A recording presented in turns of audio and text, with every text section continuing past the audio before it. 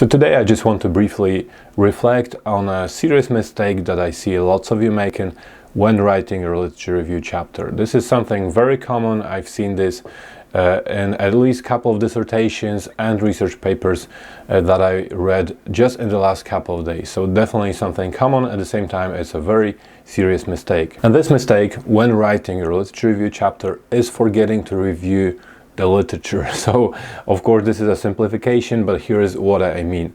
Academic literature consists of both theoretical literature and research literature and previous research findings, and you are expected to review both of these in your literature review chapter. So whilst I always stress that it is crucial to define all terms that you're going to be using in your work, all terms that are relevant, all terms that will help the reader be on the same page as you, which is also something some of you forget to do. It's also absolutely crucial to review relevant research. So the first step is to explain and define terms. This is where the theory is useful, because usually you are expected to talk about definitions, sometimes controversies, present a couple of different points of view and this kind of discussions, but then you are expected to talk about research. And this is not just to present your knowledge of research or to provide evidence that you are aware of research. It's not just because you want to present the previous methods, the previous ways in which others have approached this problem, which is also very important to prepare the reader, again, to provide the whole context and put your study in a context.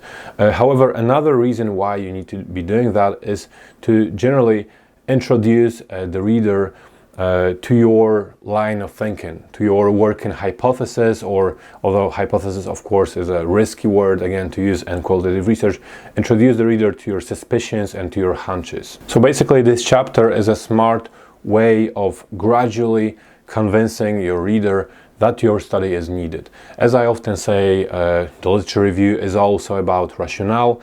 The literature review should usually lead from the more general knowledge, then gradually start to narrow down towards your study, so the reader should at the end understand what your study aims to achieve, and most importantly, why we need your study. So the reader should know there is a certain problem and should understand that your study is probably a way to address that problem. However, to achieve that frame of mind that we want our readers to have, you do have to start convincing them by showing them previous research. So imagine, for example, that we're talking about a study of academic socialization. We want to explore socialization of international students who come to a new context and they are socializing in the academic setting.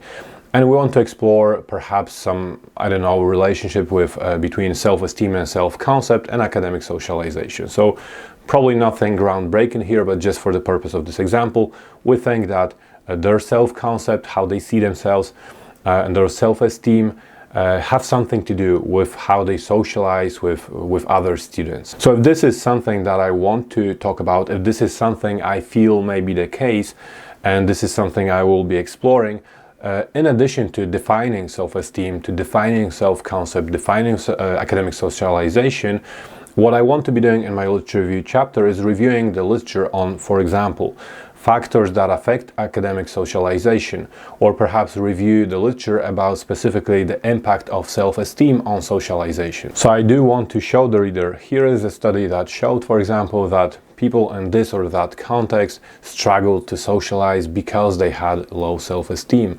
Or I want to talk about specifically again socialization, and I want to show that among all these different factors, including, I don't know, let's say age, or national background, or traditions and culture, there was also self-esteem or self-concept, what we believe about ourselves. This is just a reminder that I offer plenty of services that aim to support you in your academic journey.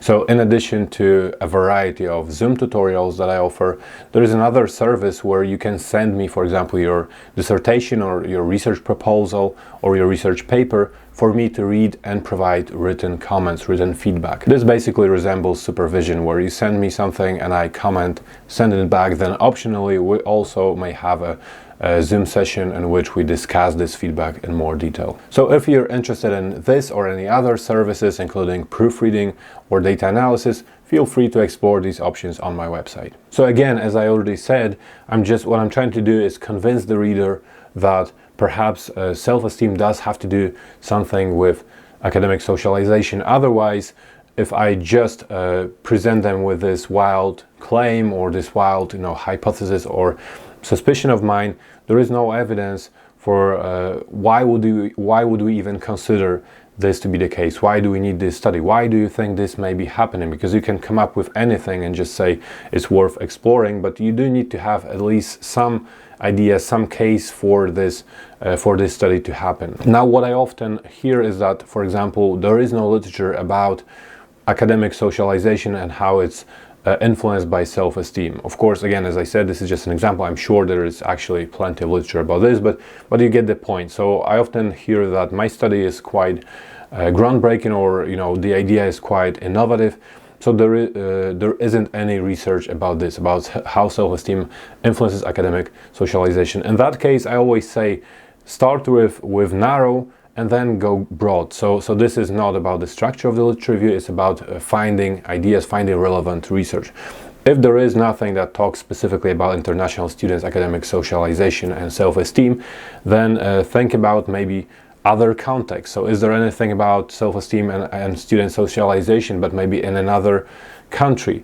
Is there anything about self-esteem and socialization in another context? If there is nothing about students, which again is, of course, would not happen in this case, but maybe you have a different idea. If there is nothing about students, then start going broader and broader. Is there anything about workplace socialization, teachers, professional socialization, doctors, nurses, anything? But still, it's good to have some kind of research that says self-esteem had to do with socialization practices. If there is nothing about students and international students in your context, it's good. There is a gap. Clearly, you can argue that there needs to be such study, but at least you have some evidence that gives us some reasons to believe that perhaps this may be the case, because, for example, this happened for teachers. So you get my point. So you don't always have to have 100% relevant research to prove your point. So I hope that's clear. I hope that you learned something new. And here is another video that I really like. And in this video, I explain how to write your literature review chapter.